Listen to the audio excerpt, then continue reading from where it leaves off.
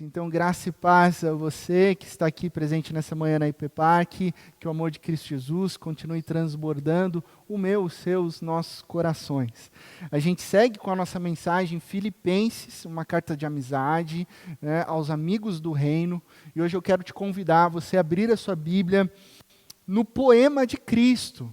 Dentro dessa carta tem um poema de Cristo Jesus, que se encontra lá no capítulo 2, o verso 5 ao verso 11. Filipenses capítulo 2, do verso 5 ao verso 11. O verso 5 é uma introdução e o poema se inicia no capítulo 6, no verso 6.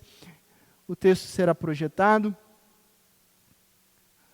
Diz assim a palavra de Deus: seja a atitude de vocês a mesma de Cristo Jesus, que embora sendo Deus, não considerou que o ser igual a Deus era algo a que devia apegar-se, mas esvaziou-se a si mesmo, vindo a ser servo, tornando-se semelhante aos homens, e sendo encontrado em forma humana, humilhou-se a si mesmo, e foi obediente até a morte, e morte de cruz. Por isso Deus o exaltou à mais alta posição e lhe deu o nome que está acima de todo nome, para que ao nome de Jesus se dobre todo o joelho nos céus, na terra e debaixo da terra, e toda língua confesse que Jesus Cristo é o Senhor, para a glória de Deus Pai. Oremos mais uma vez. Ó Deus, nós estamos diante da Tua palavra e pedimos discernimento e sabedoria, para que ela alcance, transforme e molde os nossos corações. Sobre o nome todo-poderoso de Cristo Jesus é que nós oramos. Amém e amém. Poema de Cristo é o tema da mensagem de hoje, isso porque nós estamos diante de um texto, dentro de uma carta que contém características únicas da poesia hebraica.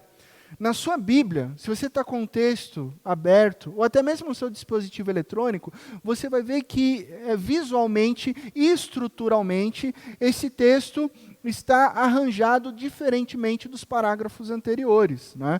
Há um arranjo cuidadoso das linhas, demonstrando que se trata de um poema. E esse poema trata de duas coisas: o esvaziamento e a exaltação de Cristo Jesus, sendo Jesus o exemplo de excelência de como nós devemos viver. Semana passada, nós vimos sobre a exortação de Paulo, sobre como nós devemos viver em um único amor, no mesmo modo de pensar, em um só espírito, em uma atitude. Paulo falou assim: não vivam em ambição egoísta, não vivam em vaidade, mas sejam humildes e considerem uns aos outros superiores a si mesmos, considerem os interesses dos outros. E agora que ele já nos exortou, ele fala assim: temos um modelo por excelência dessa vida de humildade e humilhação. É Cristo Jesus, o excelente modelo da doação de si mesmo. Aí Paulo introduz o tema nos chamando a uma imitação comunitária de Cristo Jesus. E ele começa no versículo 5 dizendo: seja a atitude de vocês a mesma de Cristo Jesus. Seja a atitude de vocês a mesma de Cristo Jesus. Aí a gente para e pensa e fala assim: atitude é o modo de proceder. Atitude é comportamento. Mas vamos além.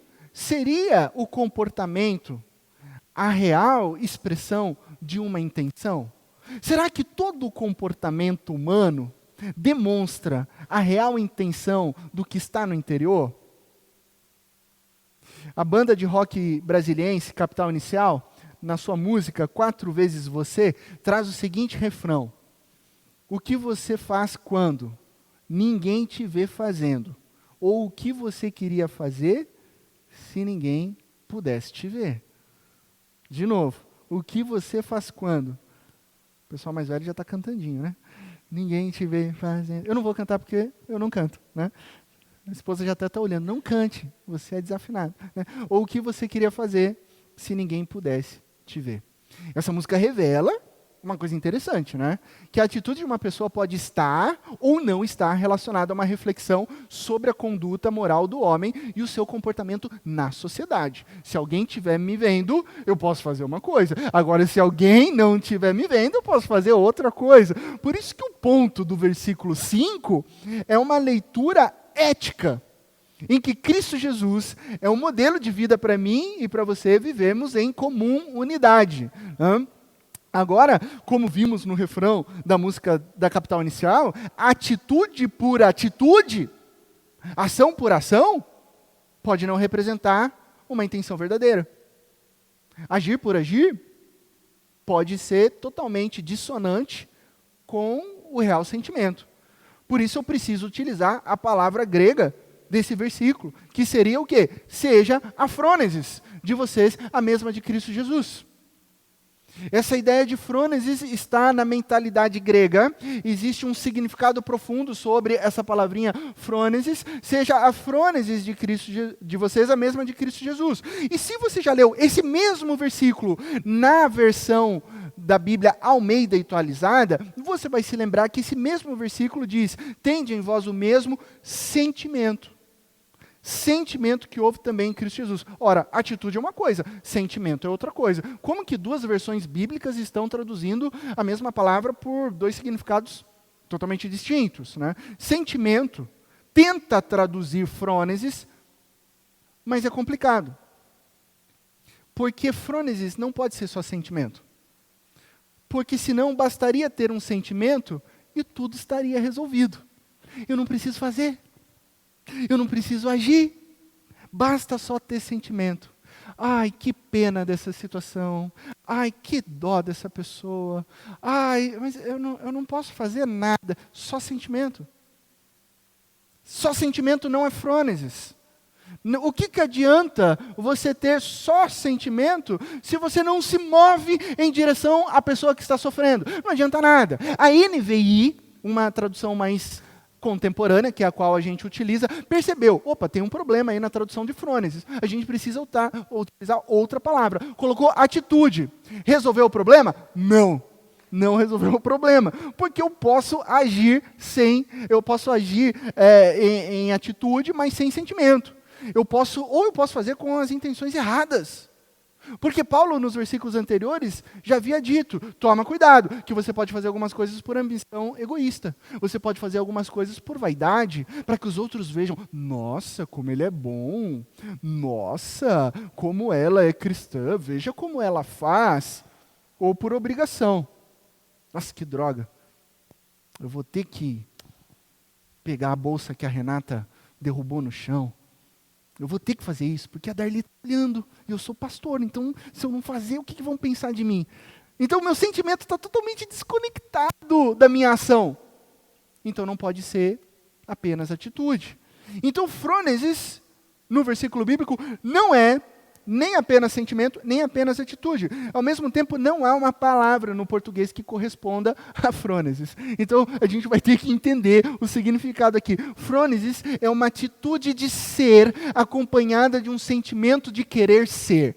Eu quero fazer algo bom e por isso eu vou e faço esse algo bom. Então, é essa atitude de ser com o sentimento de querer ser. Você sente algo e por isso você é movido a fazer, a realizar, a cumprir esse bem que você já sente. E a atitude boa, a atitude nobre, a conduta amável, em virtude de um sentimento que é verdadeiro. Eu estou fazendo isso porque em mim há um sentimento verdadeiro, sincero e bom. Logo, frônesis é atitude e sentimento entrelaçados, que impulsionam uma maneira humilde de viver. E essa maneira é apresentada e é vivida por Cristo Jesus, porque Cristo Jesus sentiu, amou, ele foi. E Cristo Jesus só foi porque ele sentiu e amou. Isso é frônesis, é sentimento, é ação, entrelaçados, é coração, é vida. Essa leitura é ética, porque ela se dá na vida uns com os outros. Então, a expressão uns com os outros é repetida mais de 20 vezes no Novo Testamento. Mais de 20 vezes no Novo Testamento. Amem uns aos outros, Considerem uns aos outros, estou dando alguns exemplos, porque são mais de 20 repetições. Edifiquem uns aos outros, levem as cargas uns dos outros para que a caminhada uns dos outros seja leve.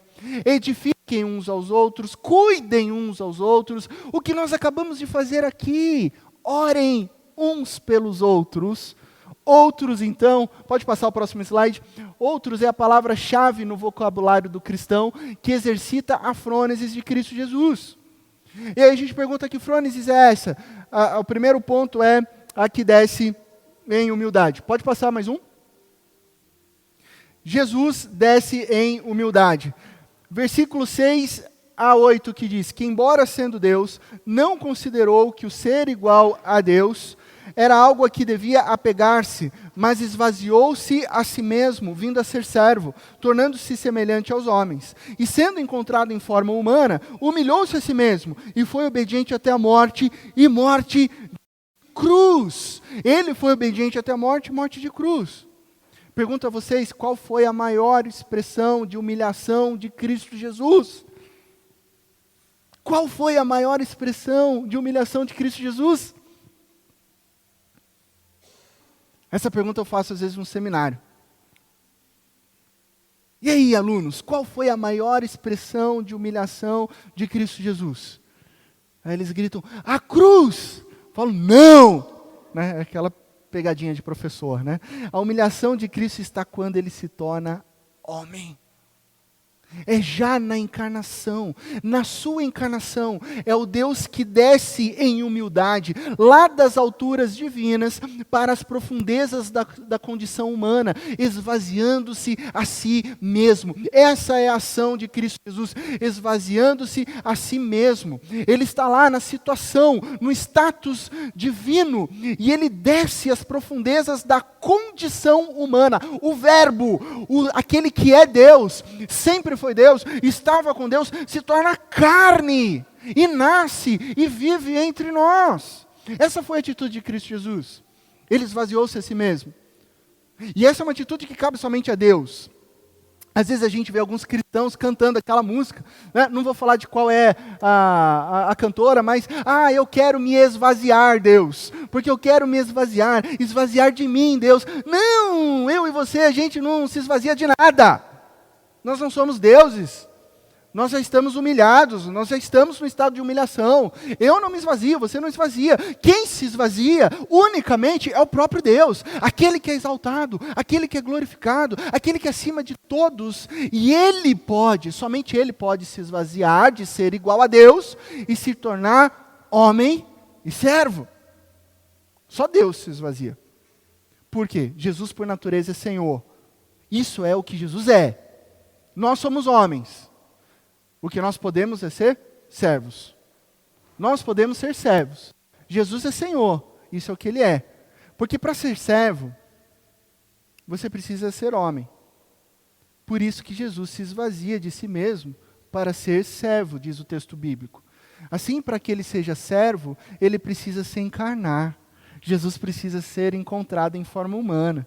Por isso que eu digo, não é porque suficientemente pelo fato de que você ser homem, que você será servo. Mas você só é servo se você for verdadeiramente homem, no sentido da humanidade.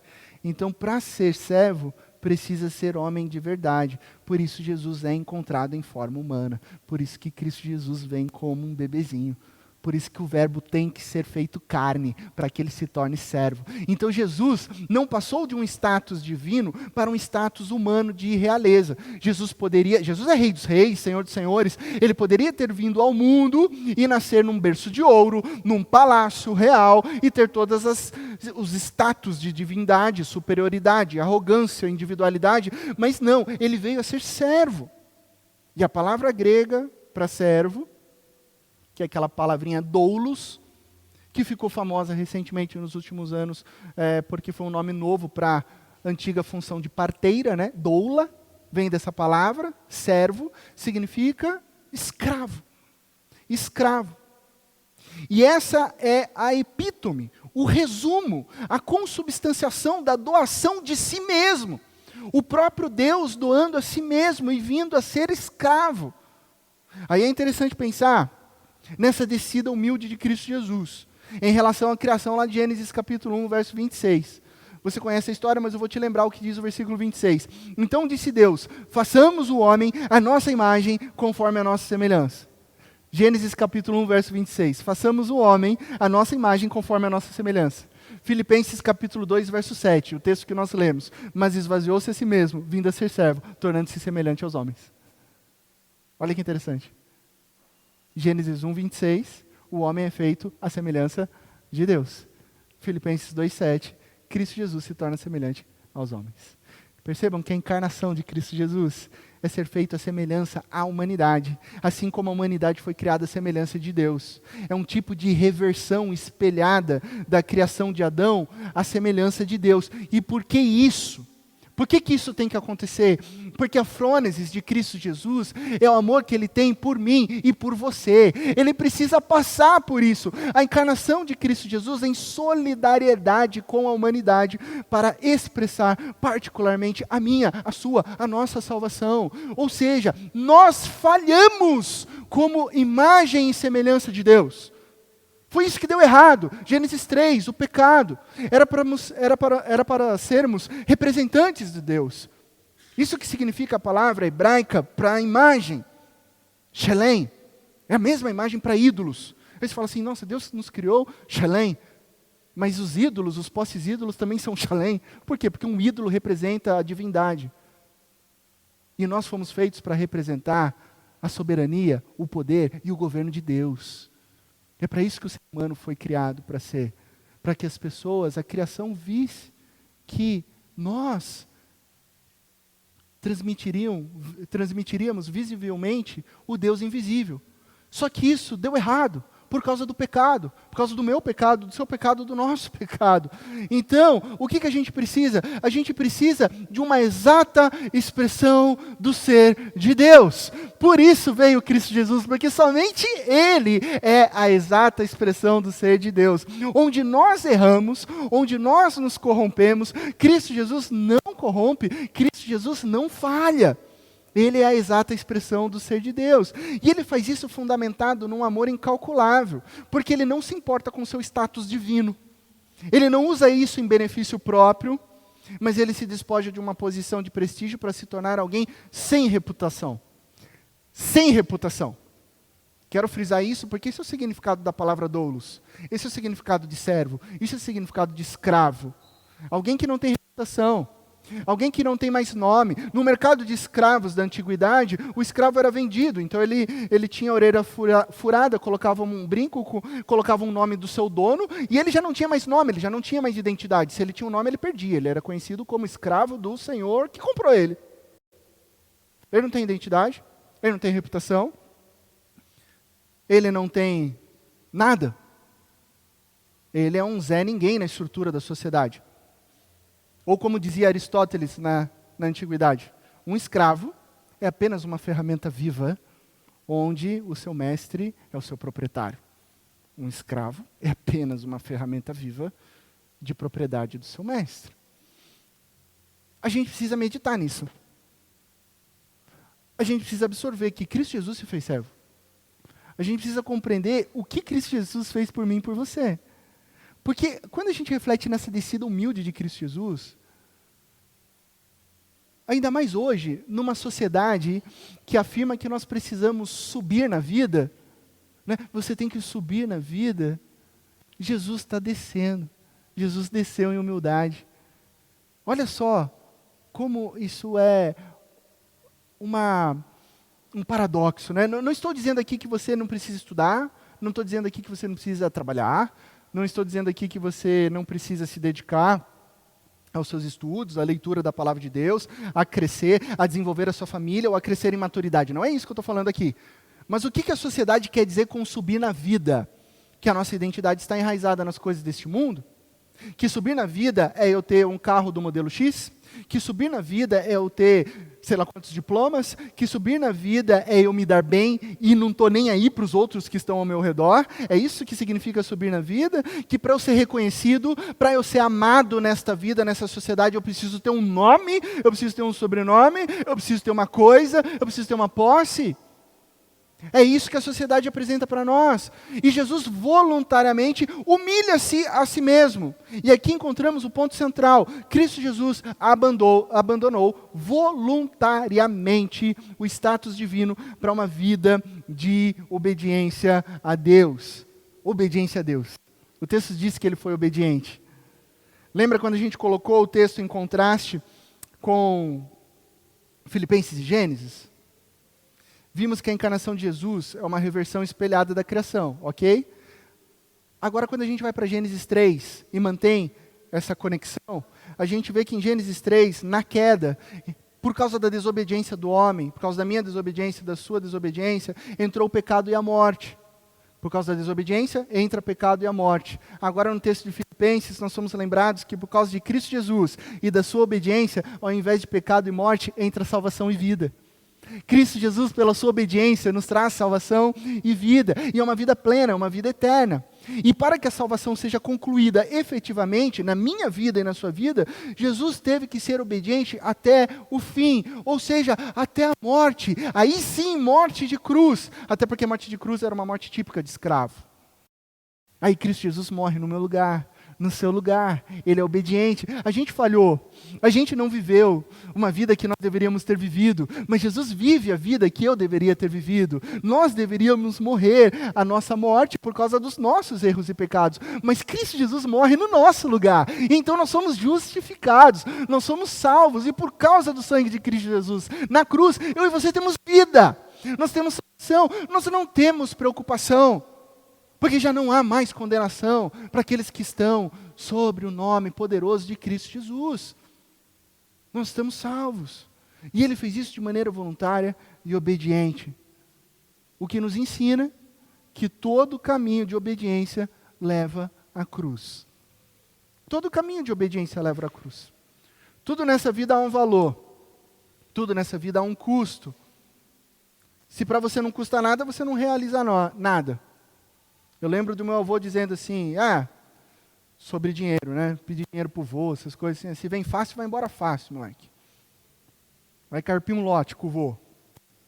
Você precisa aprender a dar valor. Se vem fácil, vai fácil. Se para você não custa nada, você não realiza nada. Então, a pessoa que vive a maneira de Cristo Jesus sabe que há sacrifícios. Há sacrifícios. Ok? Bem-vindo, você cristão e cristã, a nossa vida tem sacrifícios, tá? Se você, por acaso, eu peço até perdão, se você ouviu em alguma outra igreja, em alguma outra denominação, que depois que você encontrou Cristo Jesus como Senhor e Salvador da sua vida, tudo viraria um mar de rosas, gramas coloridas e pôneis brilhando e voando sobre a sua vida. Não existe isso, tá? Bem-vindo à vida real, onde o reino de Deus está sobre as nossas vidas, mas há um reino do império das trevas em conflito, tá? Então nós temos sacrifícios. E para viver a glória de Deus e para o bem dos outros, é saber que nós pagaremos um preço por honrar a Cristo Jesus e ajudar os outros. Então não é sobre apenas o quanto estamos dispostos a aceitar o sofrimento, as quebras, as dificuldades. Não é só sobre isso, mas sim saber que nós teremos sacrifícios. Até porque hoje está na moda, quando as pessoas sofrem, quando as pessoas erram, quando as pessoas falham, muitas vezes quando as pessoas intencionalmente falham, ou negligentemente, de maneira culposa, não se alcança o objetivo, elas dizem agora uma frase que parece ser a frase mágica, né? A solução de tudo. E na verdade não é, ela só atrapalha, né? É a frase, está tudo bem. Está tudo bem. E ainda sorri, está tudo bem. Criança está lá fazendo um escarcéu no supermercado, virando de ponta cabeça, chamando a mãe de 5 nomes feios, apontando o dedo em riste, jogando todas as coisas no supermercado, e a mamãe aqui no celular, e ela aqui, não sei o que acontece com meu filho, ele é um pouco assim, agitado, e ela só olhando no celular, ele é agitado, ele quebra tudo, ele me xinga de palavrão, está tudo bem. Oi? Você está perdendo seu casamento porque você não ouve o outro? Porque você não senta para conversar, porque você não quer perdoar, porque você não reconhece os seus erros, aí o casamento vai indo de mal a pior e tipo, meu casamento vai dar ruim mesmo. Está tudo bem, mas está tudo bem. Você não está feliz no seu trabalho porque o teu chefe disse coisas que magoaram o teu coração, do tipo, não use o Facebook na hora do trabalho, e você ficou magoadinho, hashtag, né? Como se você tivesse o direito de ficar no WhatsApp na hora do seu trabalho. Ah, está tudo bem. Eu fui mandado embora, está tudo bem. A minha vida acabou, está tudo bem. Eu faço só as coisas de errado, está tudo bem. Eu não me polucio, está tudo bem. Não está tudo bem. Não está tudo bem, gente. Uma hora as pessoas vão descobrir que não está tudo bem. Só que talvez seja muito tarde. Não está tudo bem. Para com essa bobagem. Para com esse mantra. Para com esse mimimi. Esse olhar em si mesmado. Porque essa frase endossa o erro. Essa frase endossa o erro. Não fale mais isso. Está tudo bem. Não está tudo bem. Levante a cabeça. Entenda que se você quiser ser verdadeiramente fiel a Cristo Jesus e ter um crescimento na sua vida, na sua família, na sua história, é preciso fazer sacrifícios. Levanta a cabeça e entenda, é preciso fazer sacrifícios. Até porque esse é o paradoxo da vida cristã. Quanto mais damos, e a sociedade acha que a gente está perdendo em dar, mais a gente recebe. Esse é o ponto maravilhoso, mais a gente recebe. Quanto mais nós nos sacrificamos, e sacrificar dói, obviamente sacrificar dói, sofrer dói, só que quanto mais nós sacrificamos, a palavra de Deus nos diz que mais bênçãos vêm sobre nós e mais bênçãos nós vivenciamos. Por isso nós progredimos em alegria. Por isso que Paulo fala, eu estou alegre, pode me prender. Fico imaginando Paulo e os soldados ali. E Paulo falou, está tudo certo. Em outras situações de prisão, Paulo até cantou uma musiquinha. Ei, Silas, vamos cantar aqui? Imagine o carcereiro olhando. Esses caras são malucos. Porque ele sabe que quanto mais sacrifício, mais bênçãos. Os sofrimentos desse mundo não se comparam com a glória que vem por vir. Essa é a certeza, essa é a nossa certeza. Então é da vergonhosa crucificação que Jesus passou, né, que ele sobe para a exaltação, para a gloriosa exaltação. E esse é o nosso segundo e último ponto, porque a frônesis de Cristo Jesus é a que desce em humildade, mas a frônesis de Cristo Jesus é a que sobe em gloriosa exaltação. Então, Jesus sofre, Jesus se sacrifica, mas a palavra de Deus diz que ele sobe em gloriosa exaltação. Por isso Deus o exaltou à mais alta posição, ele deu o nome que está acima de todo nome, para que ao nome de Jesus se dobre todo joelho nos céus, na terra e debaixo da terra, e toda língua confesse que Jesus Cristo é o Senhor, para a glória de Deus Pai. Nós cantamos essa canção, o nome de Jesus é o nome que está acima de todo nome. E é por causa dessa ação de auto-humilhação de Cristo e tudo que o acompanha, que ele é exaltado pelo próprio Deus. Jesus Cristo foi morto, Jesus Cristo foi crucificado, mas ele ressuscitou e Deus o exaltou dando o nome que está acima de todo o nome. Esse nome concedido a Cristo Jesus deve ser entendido à luz de Isaías 45, verso 23. Há uma profecia em Isaías 45. Aliás, o Antigo Testamento são as profecias. No Novo Testamento, as profecias são cumpridas na pessoa de Cristo Jesus. Por isso a importância do Antigo Testamento. Às vezes você escuta alguns malucos falando assim, o Antigo Testamento não vale de mais nada, fica só com o Novo. Se você tira o Antigo Testamento, o Novo esfarela. A Bíblia é a palavra de Deus do Antigo ao Novo Testamento, porque o Novo Testamento é o cumprimento do Antigo. Então são promessas sobre Cristo Jesus que são cumpridas nele próprio. Isaías 45, verso 23 diz, por mim mesmo eu jurei, a minha boca pronunciou com toda a integridade uma palavra que não será revogada. Diante de mim, todo joelho se dobrará, junto a mim toda língua jurará. E essa é a palavra de Deus. Porque ao longo do capítulo 45, e você pode conferir depois em casa com a sua família, fazendo a leitura desse capítulo, a palavra está dizendo que somente Deus, o nome santo de Deus, Yahweh, é Deus. Não há outro Senhor. O único Senhor é Yahweh. O Senhor de toda a terra convida todos os povos a se voltarem para o único verdadeiro Deus, Yahweh. Então a conclusão do poema de Cristo Jesus em Filipenses coloca Jesus diretamente no mesmo lugar de Yahweh no texto de Isaías. A afirmação de Isaías do único Deus verdadeiro como destinatário do reconhecimento universal é transposta no poema de Cristo para afirmar que Ele é Deus e que Ele é Senhor. Essa é a natureza de Cristo Jesus, 100% homem, 100% Deus.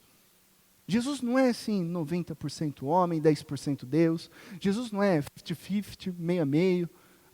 Jesus não é um pouco humano, um pouco... Não, ele é 100% homem, ele é 100% Deus.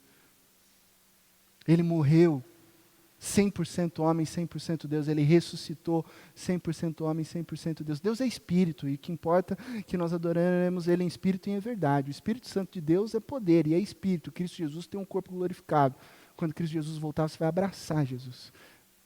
Já imaginou isso? A gente vai beijar Jesus. A gente vai sentir o cheirinho de Jesus. A gente vai sentir o calor do corpo glorificado de Cristo Jesus. Porque ele é o verbo que se fez carne. Para nunca mais deixar de ser carne. 100% homem, 100% Deus. E aqui, ele é colocado como o mesmo status de Yahweh, o nosso Deus. O que significa o nome que está acima de todo nome? Que Jesus compartilha o nome divino. Que Jesus é Senhor, que Jesus é Deus, aquele a quem todo joelho se dobrará. E a palavra diz, todo joelho se dobrará. Todo joelho. Você vai dizer, mas pastor, hoje os nossos joelhos se dobram a Cristo Jesus, mas não é todos os joelhos que se dobram a Cristo Jesus. Chegará o dia em que todo joelho se dobrará a Cristo Jesus.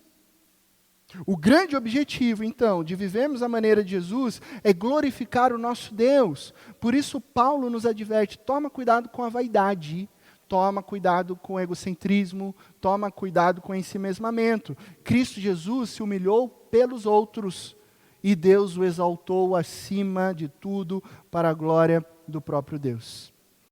Na frônesis de Cristo Jesus, da qual a gente deve reverberar, né? Devemos fazer o mesmo. Aprendemos duas coisas. Quando ele desce em humildade, aprendemos a ser servos. Primeira coisa, aprendemos a ser servos, obedientes a Deus. Não é se esvaziar, porque só Deus se esvazia. Você já está bem esvaziado, tá? A gente mais humilhação, né? Para quê? Já sou humilhado, que miserável homem que sou, pecador. Então eu não me esvazio de nada. Eu aprendo com Jesus a ser servo. Servo. Servir os outros, uns aos outros. Deixa eu servir você. Isso é serviço. Isso é ministério. Me preocupar com você. Considerar que o teu interesse vem antes do meu. Essa é uma coisa que ele ensina.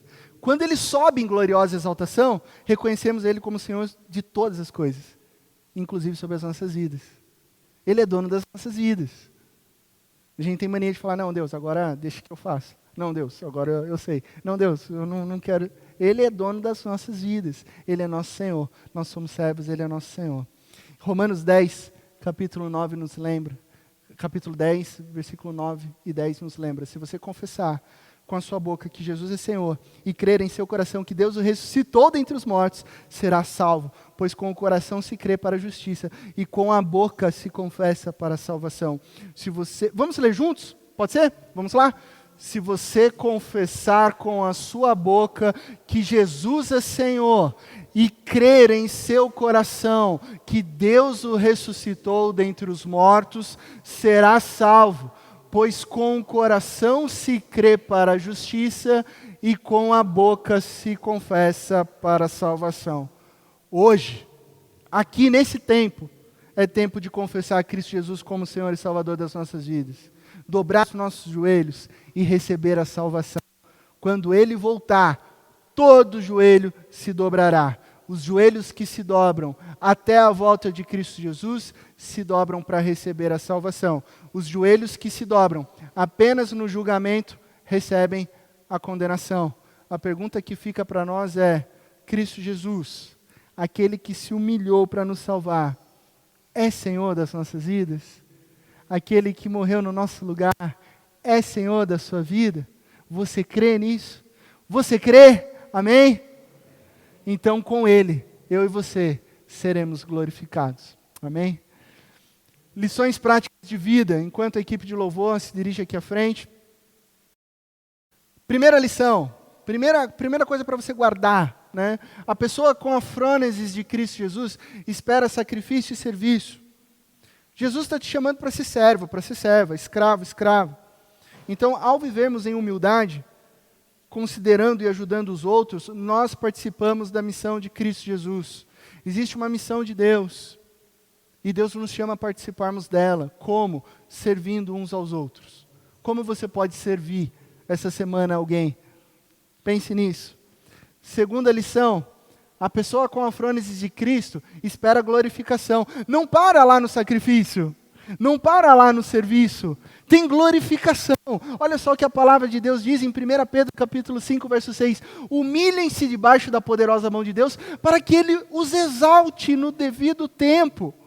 Olha que maravilha, a Bíblia é repleta de história de homens que serviram e foram exaltados. José serviu por mais de 10 anos no Egito, e depois ele foi colocado como governante do Egito.